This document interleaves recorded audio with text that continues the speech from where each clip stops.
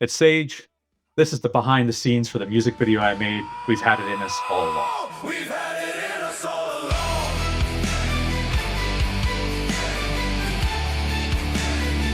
We've had it in us all along. Cracking into this. I mean, that content was beautiful. I never seen an AI music video in my life.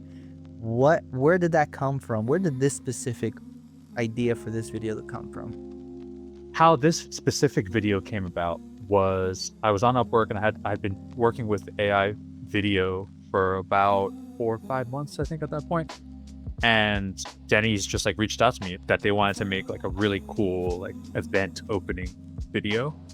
And so yeah, I just kind of had an interview with them. I talked to them. I tried to gather like what's the sort of feel that they wanted for the music video. And with that, I tried to script a couple things, but nothing was really hitting. So I just went to the music aspect of things, because I do that sometimes to help me create forward momentum in my edits. I like to edit to music.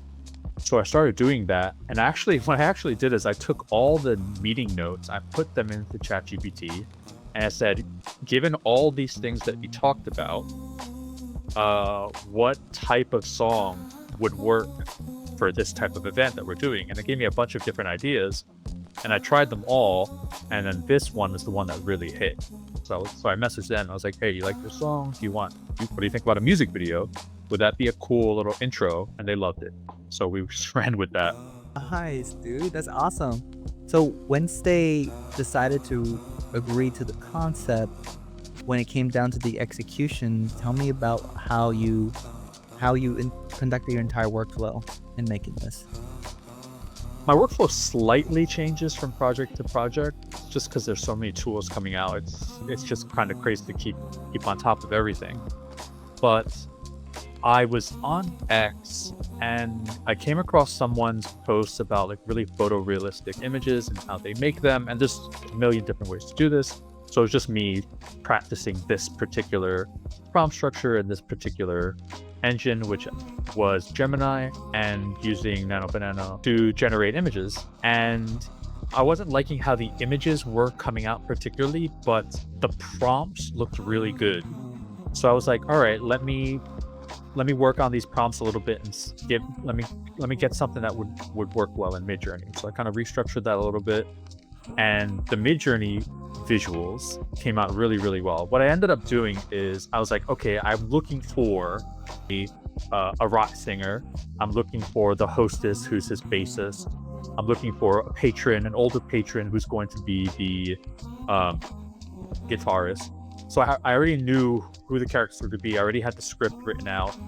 So I took those ideas and I was like, hey, Gemini, what are like 5 different looks for this particular person? And it gave me a bunch of different options, and I ran them all in Midjourney, and then I just selected the ones that I liked. So, and then took those images, but brought them into either Seedream or Nano Banana, and was able to kind of put them in different outfits and put them in different settings and different angles.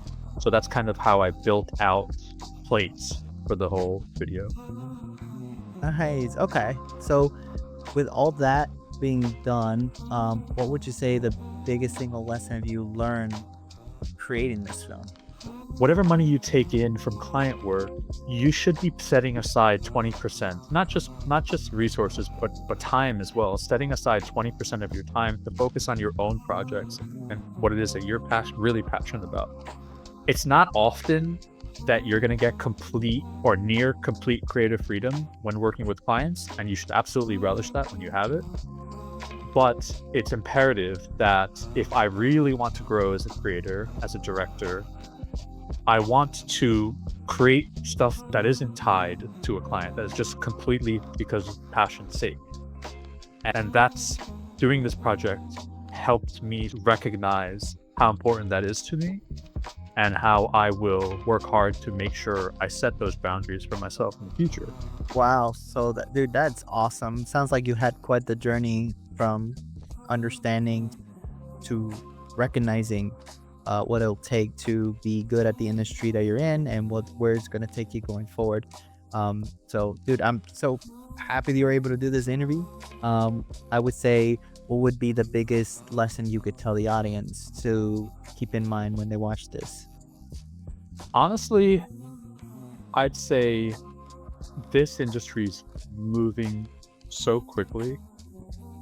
There's always like a first mover advantage for everyone that gets involved in any technology.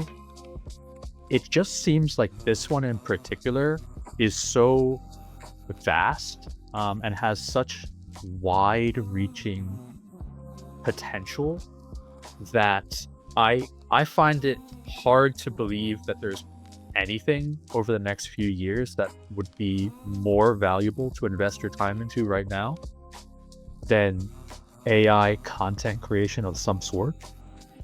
Thanks so much for the explanation. Ladies and gentlemen, this was Director Sage talking about his Denny's commercial video.